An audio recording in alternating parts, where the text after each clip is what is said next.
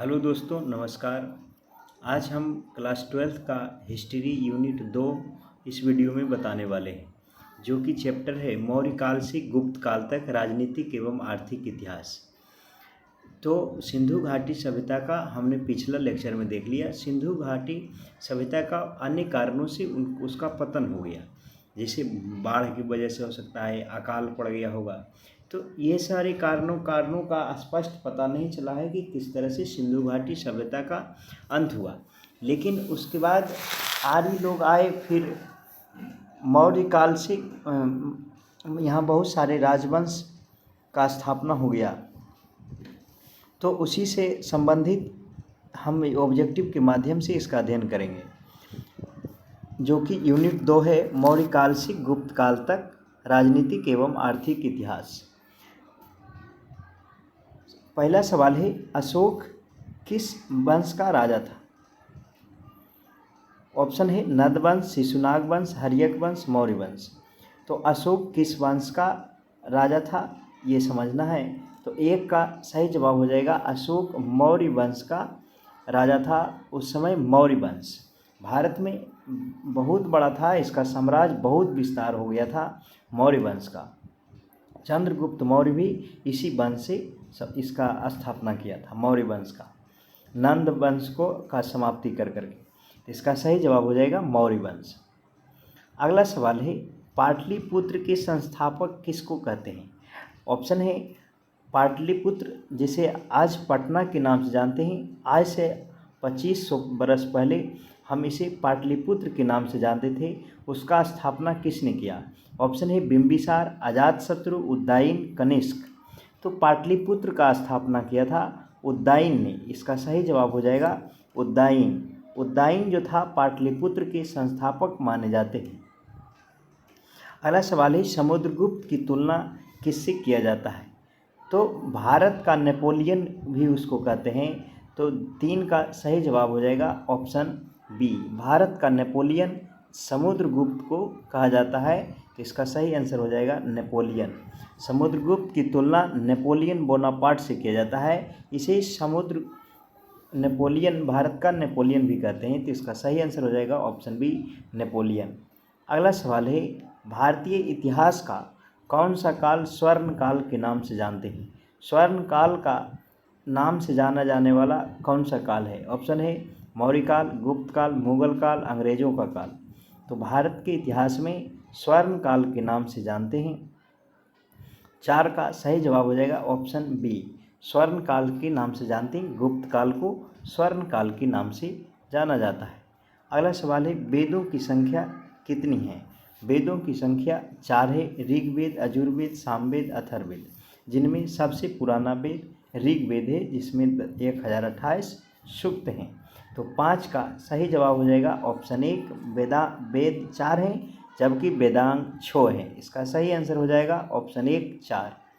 अगला सवाल है, मौर्य साम्राज्य का प्रथम शासक कौन था? मौर्य साम्राज्य का प्रथम शासक कौन हुआ था? तो 6 का सही जवाब हो जाएगा मौर्य साम्राज्य का प्रथम शासक जो था वो चंद्रगुप्त मौर्य था। घनानंद को मार करके राज सिंहासन पर अपना अधिकार कर लिया था और इसका सहायता किया था चाणक्य ने। तो इसका सही जवाब हो जाएगा चंद्रगुप्त मौर्य। अगला है, क्षेमेंद्र की रचना कौन सी है? क्षेमेंद्र की रचना कौन किया था? तो 7 का सही जवाब हो जाएगा बृहद तथा कथा मंजरी। ये क्षेमेंद्र की रचना है। इसका सही जवाब हो जाएगा बृहद तथा कथा मंजरी। इसका सही आंसर है बृहद कथा मंजरी, क्षेमेंद्र द्वारा रचना किया गया है। अगला सवाल है, इंडिका किसकी रचना है? इंडिका का रचना किसने किया? तो इंडिका एक ऐतिहासिक पुस्तक है जिसका रचना मेगास्थनीज ने किया था। मेगास्थनीज के द्वारा इंडिका का रचना किया था। इसका सही जवाब हो जाएगा मेगास्थनीज।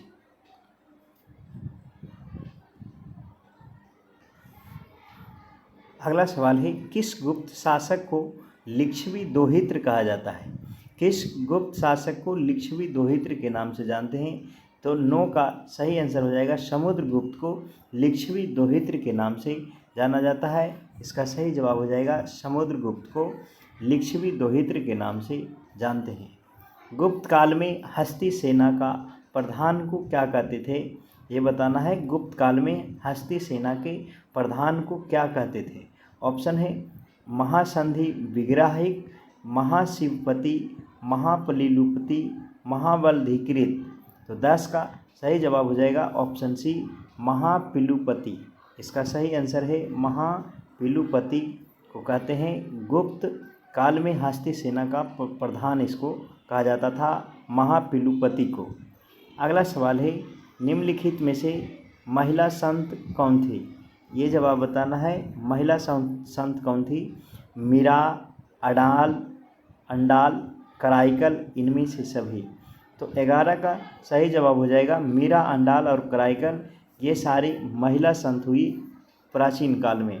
इसका सही जवाब हो जाएगा इनमें से सभी। अगला है चंद्रगुप्त की मृत्यु कहाँ हुई थी। ऑप्शन है पाटलिपुत्र, तक्षशिला, श्रवणबेलगोला, उज्जैनी में। तो चंद्रगुप्त अपने अंतिम दिनों में कर्नाटक की श्रवणबेलगोला में अन्न त्याग करके अपना प्राण त्याग दिया था। तो 12 का सही जवाब हो जाएगा ऑप्शन सी कर्नाटक की श्रवणबेलगोला में चंद्रगुप्त की मृत्यु हुई थी। अगला सवाल है, इसका सही जवाब हो जाएगा श्रवणबेलगोला। चंद्रगुप्त मौर्य किस धर्म को मानने वाला था। चंद्रगुप्त मौर्य किस धर्म का मानने वाला था। ऑप्शन है चंद्रगुप्त मौर्य जो था वह जैन धर्म से संबंधित था। महावीर स्वामी के द्वारा जैन धर्म का स्थापना किया गया था। इसका सही जवाब हो जाएगा जैन धर्म। मौर्य वंश का अंतिम राजा कौन हुआ था। मौर्य वंश का अंतिम राजा कौन था। ऑप्शन है अशोक, कुणाल, संप्रति, बृहद्रथ। तो मौर्य वंश का अंतिम राजा के नाम से जानते हैं बृहद्रथ को। बृहद्रथ मौर्य वंश का अंतिम राजा था बृहद्रथ। इसको याद रखना है, अच्छा क्वेश्चन है।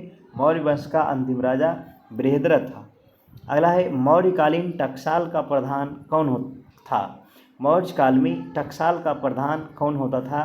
टकसाल कहते हैं जहाँ सिक्कों की ढलाई होता है आज के ज़माने में, उस समय मतलब जो पैसा रखता था धन वगैरह उसका प्रधान कौन होता था, जिसको वित्त मंत्री के को भी आज संज्ञा दे सकते हैं। तो इसका सही जवाब होगा पन्याध्यक्ष। टकसाल के प्रधान को कहा जाता था पन्याध्यक्ष। हम आपको जानकारी के लिए बता दें, भारत में 4 जगह सिक्कों की ढलाई होता है, मैसूर, सलोनी, नासिक और देवास में। तो इसका सही जवाब हो जाएगा पन्याध्यक्ष। मौर्य काल में टकसाल के प्रधान को पन्याध्यक्ष कहते थे। अगला सवाल है 16 नंबर, मौर्य वंश की राजधानी कहाँ थी। ऑप्शन है विदिशा, दिल्ली, पाटलिपुत्र, राजगीर। तो 16 का सही जवाब हो जाएगा मौर्य वंश की राजधानी पाटलिपुत्र था। इसका सही जवाब हो जाएगा पाटलिपुत्र, और इसका स्थापना किया था उदयन ने।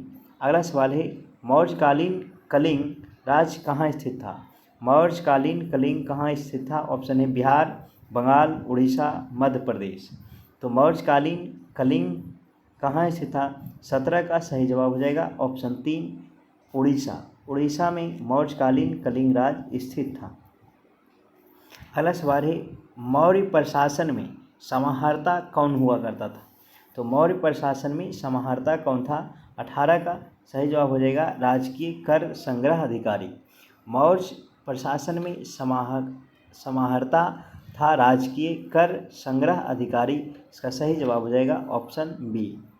अगला है मौर्य काल में ब्रह्मादेय क्या था। ब्रह्मादेय क्या था।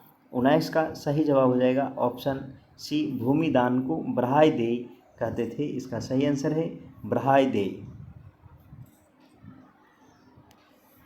अगला है अशोक का व्यक्तिगत धर्म क्या था। ऑप्शन है बौद्ध धर्म, जैन धर्म, शैव धर्म, वैष्णव धर्म। तो अशोक का व्यक्तिगत धर्म था। 20 का सही जवाब हो जाएगा ऑप्शन 1 बौद्ध धर्म। इसका सही आंसर है बौद्ध धर्म अशोक का व्यक्तिगत धर्म था। अगला सवाल है 21 नंबर, अशोक ने महेंद्र और संघमित्रा को धर्म प्रचार करने के लिए किस देश में भेजा था। अशोक ने महेंद्रा और संघमित्रा को धर्म प्रचार के लिए किस देश में भेजा गया था। ऑप्शन है सिंहली द्वीप श्रीलंका, बर्मा, जापान, मिस्र। तो अशोक ने अपने पुत्र महेंद्र और पुत्री संघमित्रा को धर्म के प्रचार के लिए श्रीलंका भेजा था। तो 21 का सही जवाब हो जाएगा ऑप्शन 4 श्रीलंका, या उसको सिंहली द्वीप भी बोलते थे पहले। अगला है अशोक कौन से बौद्ध भिक्षु के प्रभाव में आकर अब बौद्ध धर्म का समर्थक बन गया।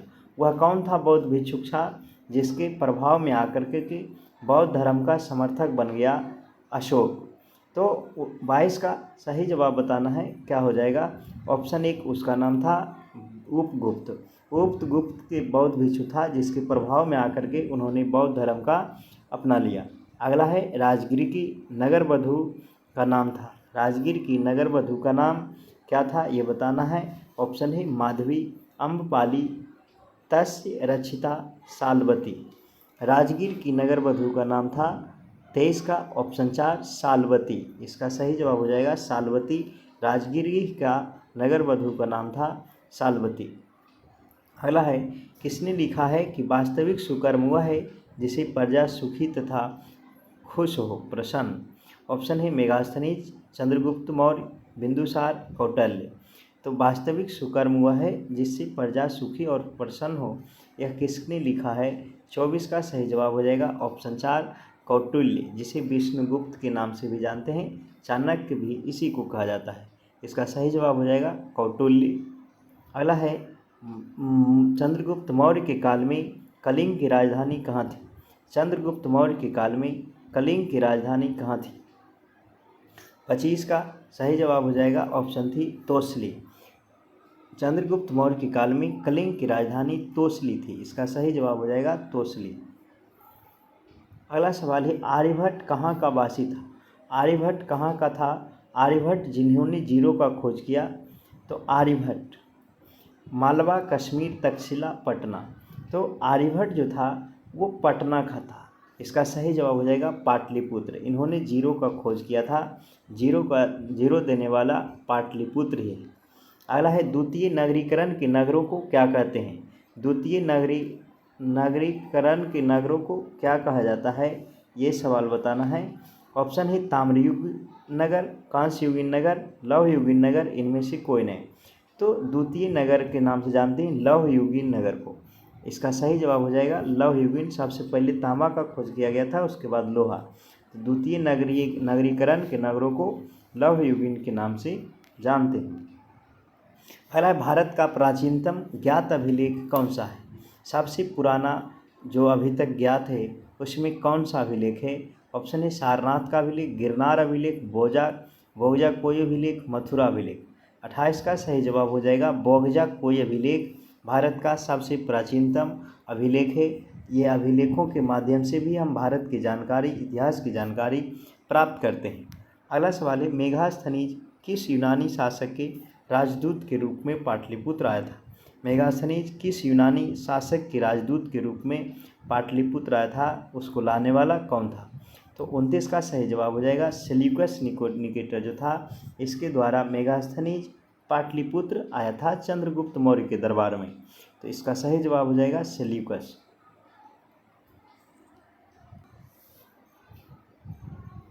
30 नंबर सवाल है कलिंग युद्ध का वर्णन किस अभिलेख में किया गया है। ऑप्शन है 10वां शिलालेख, 11वां शिलालेख, 12वां शिलालेख, 13वां शिलालेख। तो कलिंग युद्ध का वर्णन किस अभिलेख में किया गया है। 30 का सही जवाब हो जाएगा ऑप्शन 4 13वां अभिलेख में किया गया है कलिंग युद्ध का वर्णन। कलिंग युद्ध के बाद सम्राट अशोक ने अपना ये कसम खा लिया था कि हमने किसी को इतना न हत्या किया कि रक्तपात को देख करके उन्होंने अपना विचार बदल लिया और हथियार नहीं उठाने का उन्होंने कसम खा लिया था। हम आपको बता दें सम्राट अशोक 100 भाई था जिन्होंने अपने 99 भाइयों को हत्या कर करके अपने राज सिंहासन पर समारूढ़ हो गया और जिस 99 भाइयों को जिस कुएं में छिपाया था उस कुएं को आज अगम कुआं के नाम से जानती। अगला सवाल है भारत का नेपोलियन किस शासक को कहा जाता है। भारत का नेपोलियन समुद्रगुप्त को कहा जाता है। बहुत अच्छा सवाल है। भारत का नेपोलियन समुद्रगुप्त को कहते हैं। इसका सही जवाब हो जाएगा ऑप्शन बी समुद्रगुप्त। अगला सवाल है मगध की प्राचीनतम राजधानी कहाँ थी? मगध की प्राचीनतम राजधानी कहाँ थी? 32 का सही जवाब हो जाएगा ऑप्शन बी राजगीर। राजगीर चारों तरफ से घिरा रहने के कारण ये सुरक्षित जगह था, इसलिए राजगीर को राजधानी बनाया गया था। पहाड़ों से घिरा हुआ है राजगीर। अगला है मगध का प्राचीनतम राजवंश कौन था? मगध का प्राचीनतम राजवंश कौन था? नंदवंश, मौर्यवंश, हर्यक वंश, शिशु नागवंश। तो 33 का सही जवाब हो जाएगा ऑप्शन 3 हर्यक वंश। मगध का जो है प्राचीनतम राजवंश है। मगध का प्राचीनतम राजवंश कौन था?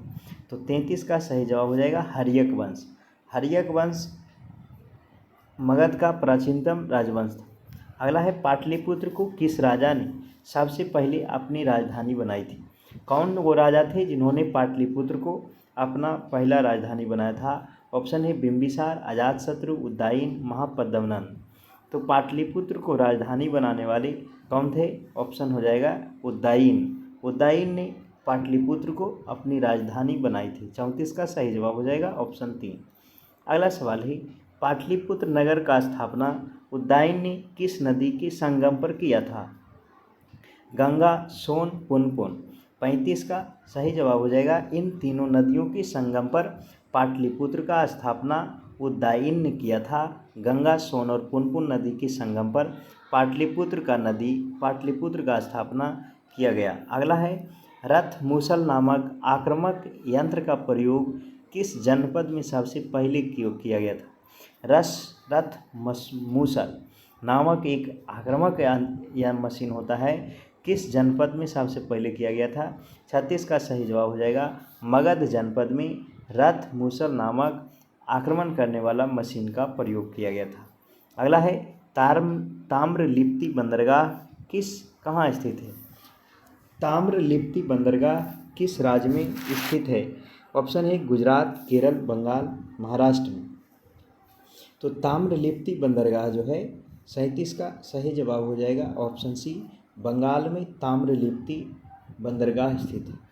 अगला सवाल है चाणक्य भारत के किस शिक्षण संस्थान में अध्ययन किया था? चाणक्य जो कि चंद्रगुप्त मौर्य का गुरु भी था, तो वो किस शिक्षण संस्थान में अध्ययन किया था? ऑप्शन है नालंदा विश्वविद्यालय, तक्षशिला विश्वविद्यालय, विक्रमशिला विश्वविद्यालय, आनंदपुरी विश्वविद्यालय। नालंदा विश्वविद्यालय नालंदा जिला में है, विक्रमशिला भागलपुर में, तक्षशिला जो कि पाकिस्तान में, और ये बताएंगे कमेंट में आनंदपुरी विश्वविद्यालय कहाँ।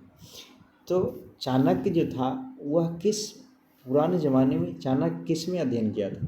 तो 38 का सही जवाब हो जाएगा ऑप्शन बी तक्षशिला। उस समय वो भारत में था, उस समय तो पाकिस्तान होता नहीं था, तो इसका सही जवाब हो जाएगा तक्षशिला विश्वविद्यालय। अगला सवाल है प्राचीन भारत में ओदंतपुरी विश्वविद्यालय कहाँ स्थित था? तो ओदंतपुरी विश्वविद्यालय जो था वो मगध में स्थित था। इसका सही जवाब हो जाएगा मगध। अगला सवाल है शक संबंध की शुरुआत कब से मानी जाती है? तो शक संबंध की शुरुआत कब से मानी जाती है? 40 का सही जवाब हो जाएगा ऑप्शन बी 78 ईस्वी से।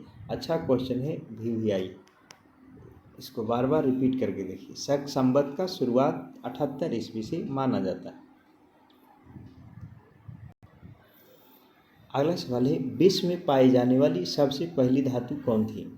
विश्व में सबसे पहले किस धातु का पाया गया था? ऑप्शन है लोहा, तांबा, टीन, चांदी। विश्व में पाई जाने वाली पहली धातु कौन थी? तो 41 का सही जवाब हो जाएगा ऑप्शन बी तांबा।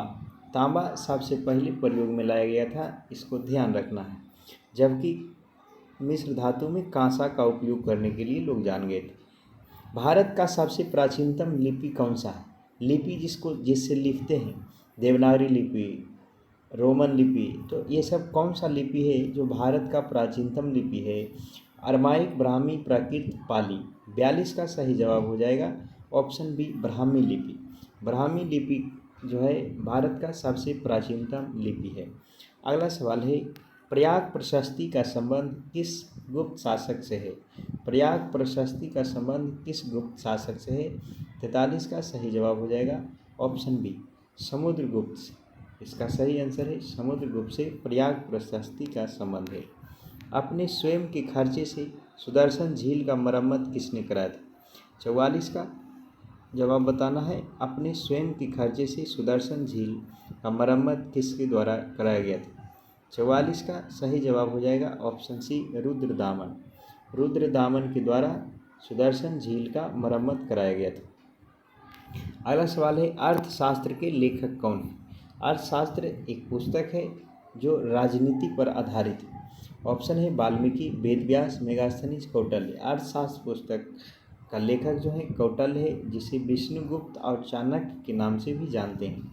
इसका सही जवाब हो जाएगा कौटिल्य या चाणक्य, जिन्होंने तक्षशिला विश्वविद्यालय जो अभी वर्तमान पाकिस्तान में है वहाँ इन्होंने अध्ययन किया था।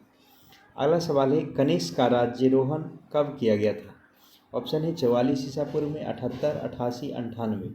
तो 46 का सही जवाब हो जाएगा ऑप्शन बी, 78 ईस्वी में कनिष्क का राज्यारोहण कराया गया था। अगला सवाल है, मालविकाग्नि मित्रम किसकी रचना है? मालविकाग्नि मित्र का रचना किसने किया था? 47 का सही जवाब हो जाएगा ऑप्शन ए, कालिदास के द्वारा मालविकाग्नि मित्र का रचना किया गया है। अगला सवाल है, प्रयाग प्रशस्ति स्तंभ अभिलेख किस लिपि में है? प्रयाग प्रशस्ति अभिलेख किस लिपि में है? ऑप्शन है देवनागरी लिपि, ब्राह्मी लिपि, शारदा लिपि, गुरुमुखी लिपि। प्रयाग प्रशस्ति अभिलेख जो है 48 का सही जवाब हो जाएगा ऑप्शन बी, ब्राह्मी लिपि। ब्राह्मी लिपि में प्रयाग प्रशस्ति स्तंभ लेख है। अगला सवाल है, धम्म महामात्रों को किसने नियुक्त किया था? धम्म महामात्र को नियुक्त करने वाली कौन थे? तो धम्म महामात्र का सही जवाब हो जाएगा अशोक। अगला सवाल है, जीवक वैद्य किस वंश के काल में थे? जीवक किस वंश के काल में थे? ऑप्शन है मौर्य काल में, गुप्त काल में, हर्यक, कुषाण। तो जीवक जो वैद्य था वह किस काल में था? 50 का सही जवाब हो जाएगा ऑप्शन सी, हर्यक वंश का। इसका सही जवाब हो जाएगा हर्यक वंश। अगला सवाल है, चीनी यात्री फहियान हुएनसांग किस शासक के काल में भारत का दौरा किया था? 51 का सही जवाब हो जाएगा ऑप्शन बी, विक्रमादित्य या चंद्रगुप्त द्वितीय को विक्रमादित्य के नाम से भी जानते हैं। चीनी यात्री फहियान हुएनसांग आया था विक्रमादित्य के काल में।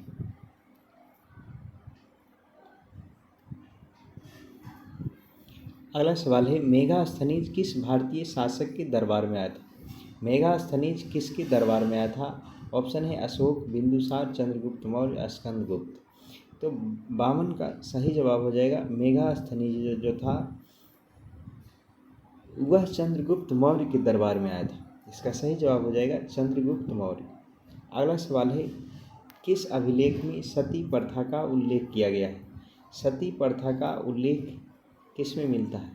53 का सही जवाब हो जाएगा ऑप्शन बी, एरन अभिलेख में सती प्रथा का उल्लेख मिलता है।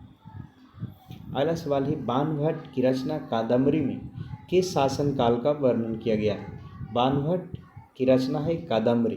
कादम्बरी पूछेगा किसने लिखा है, बोलेंगे बाणभट्ट। तो बाणभट्ट में किस शासनकाल का वर्णन किया गया है? ऑप्शन 4, हर्षवर्धन के बारे में वर्णन किया गया।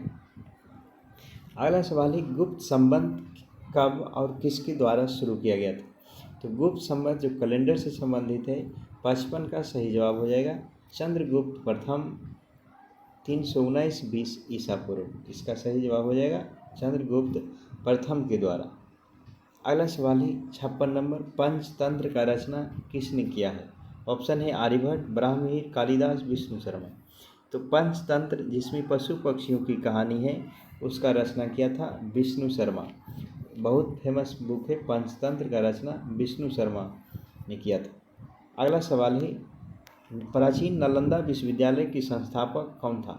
नालंदा विश्वविद्यालय जो पुराने ज़माने में जो बख्तियारपुर से जाता है तो वो उसका संस्थापना किसने किया था? 57 का सही जवाब हो जाएगा ऑप्शन 4, कुमारगुप्त प्रथम ने। कुमारगुप्त ने प्रथम ने नालंदा विश्वविद्यालय का स्थापना किया था। अगला सवाल है, अर्थशास्त्र में कितने प्रकार के विवाहों का उल्लेख किया गया है? अर्थशास्त्र में कितने प्रकार के विवाह का उल्लेख किया गया है?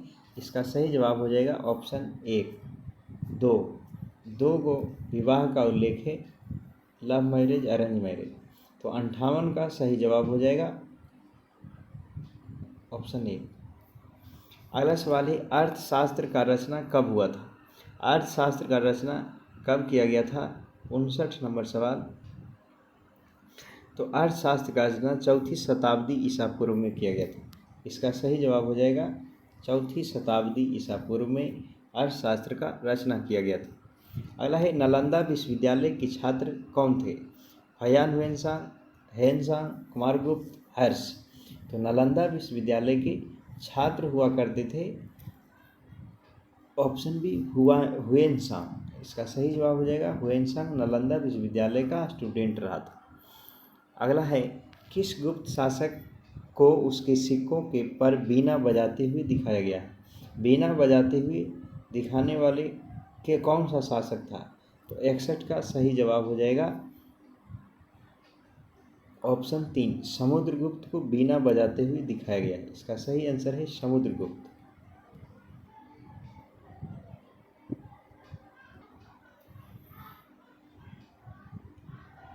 62 नंबर सवाल है, उत्तरी भारत से प्राप्त अशोक के अभिलेख में लिपि का प्रयोग किया गया है। उत्तरी भारत से जो अशोक का अभिलेख प्राप्त हुआ है वो कौन सा लिपि में है? 62 का सही जवाब हो जाएगा ऑप्शन 1, खरोष्ठी लिपि में उत्तरी भारत से जो है उसमें उसका प्रयोग किया गया है, खरोष्ठी लिपि का। अगला सवाल है, अशोक के कुल कितने अभिलेख अभी तक प्राप्त हुए हैं पूरे भारत से? 63 का सही जवाब हो जाएगा ऑप्शन 4, कुल 44 अभिलेख अशोक के कुल अभिलेख भारत से प्राप्त हुए हैं। अशोक द्वारा प्रचारित बौद्ध धर्म कहाँ प्रचलित नहीं हुआ था? अशोक ने बौद्ध धर्म का जो प्रचलन किया वह कौन सा देश में प्रचलित नहीं हुआ? 64 का सही जवाब हो जाएगा option B, Britain. Japan, Sri Lanka और सीरिया में बौद्ध धर्म बहुत मात्रा में फैल गया, जबकि ब्रिटेन में नहीं। अगला सवाल है, जीवक ने वैद्य की शिक्षा कहाँ से पाया था? तो जीवक जो था पुराना वैद्य था वो कहाँ से वैद्य की शिक्षा पाया था? 65 का सही जवाब हो जाएगा ऑप्शन 1, तक्षशिला विश्वविद्यालय से, जो वर्तमान पाकिस्तान में है। अगला सवाल है, जीवक कहाँ का रहने वाला था? जीवक जो था वह किस देश का रहने वाला था, कहाँ का रहने वाला था? जीवक राजगीर का रहने वाला था। प्रसिद्ध वैद्य जीवक राजगीर का रहने वाला था। अगला सवाल है, जीवक की ख्याति किस रूप में थी? व्यापारी के रूप में, प्रशासनिक अधिकारी के रूप में, वैद्य के रूप में, बौद्ध भिक्षु के रूप में? जीवक जो था, जीवक का ख्याति वैद्य के रूप में थी। इसका सही जवाब हो जाएगा वैद्य के रूप में। अगला सवाल है, अंगराज आधुनिक बिहार किस जिले में स्थित है? अंगराज जिसको कर्ण का राज कहते हैं तो वह किस राज्य में है? तो अंगराज जो है इसको कहते थे भागलपुर, कर्ण वाले भागलपुर को अंगराज के नाम से जानते थे प्राचीन काल में। अगला है, मौर्य वंश के समय में बिंबिसार का संबंध किस वंश से था? 69 का सही जवाब हो जाएगा ऑप्शन बी, बिंबिसार का संबंध हर्यक वंश से था। इसका सही आंसर हो जाएगा हर्यक वंश। अगला सवाल है, जरासंध का संबंध किस वंश से था? जरासंध का संबंध कौन सा वंश से था? ऑप्शन है हर्यक वंश, बृहद्रथ वंश, नंद वंश और मौर्य वंश। तो जरासंध का अखाड़ा राजगीर में है, वह किस वंश से संबंधित था? 70 का सही जवाब हो जाएगा ऑप्शन बी, बृहद्रथ वंश से। ऐसे हालांकि इसका स्पष्ट जानकारी नहीं प्राप्त होता। अगला सवाल है, तक्षशिला किस राज्य में स्थित है? तक्षशिला किस राज्य में स्थित है? ऑप्शन है मगध, अंग, गांधार, मल्ल राज्य। तो तक्षशिला जो है 71 का सही जवाब हो जाएगा ऑप्शन सी, गांधार राज्य। गांधार जो है गांधार राज्य में तक्षशिला स्थित है। अगला सवाल है, सेल्यूकस निकेटर ने अपनी पुत्री का विवाह किस राजा से किया था? तो सेल्यूकस निकेटर ने चंद्रगुप्त से पराजय होकर के अपनी पुत्री का विवाह किया था चंद्रगुप्त मौर्य से। और उन्होंने बहुत सारा ज़मीन जायदाद भी सेल्यूकस निकेटर से ले लिया था।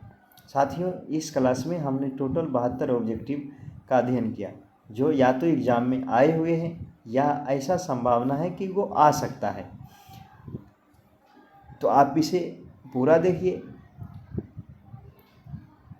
अपने दोस्तों में भी शेयर करिए, लाइक करिए और कमेंट के माध्यम से आप अपना सुझाव दे सकते हैं।